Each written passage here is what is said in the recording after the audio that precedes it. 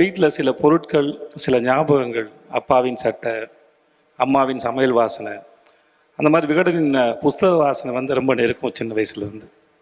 நம்ம யாரோடையாவது நிஜமாகவே மனசார அடிக்கடி கோச்சிக்கிறோன்னா அவங்கள நம்ம ரொம்ப பிடிக்குன்னு அர்த்தம், அவங்களோட உறவில் இருக்குன்னு அர்த்தம். அப்படி நான் பல முறை விகடனோட கோச்சிருக்கேன், சண்டை போட்டிருக்கேன். ஸோ அதனால் விகடனோட நானும் உறவில் இருக்கேன். ஸோ இந்த விருதை கொடுத்த விகடனுக்கு ரொம்ப நன்றி. என் வாழ்நாள் முழுவதும் வாத்தியார் போன்ற ஒரு கதாபாத்திரம் வந்து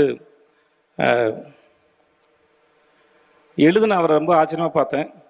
அப்படி வாழ்கிற மனுஷங்களையும் அவங்களுக்கு உள்ளே போய் பார்க்க முடிஞ்சதையும் வந்து பெரிய வரமாக நினைக்கிறேன். ஸோ இந்த விருது வந்து திரும்பியும் வாத்தியாரையும் எனக்கு மகாராஜும் ஞாபகப்படுத்துச்சு. நான் கூத்துப்பட்டில் இருக்கும்போது முத்துசாமி சார் வந்து ரொம்ப அழகான ஒரு வார்த்தை ஒன்று பயன்படுத்தினார். மனோரதத்தில் போயிட்டு வா அப்படிம்பார். எந்த வண்டியில் போனாலும் ஒரு டைம் எடுக்கும், ஆனால் மனசில் ரதத்தில் ஏறி போகும்போது டப்புன்னு அந்த இடத்துக்கு போயிடுவோம்.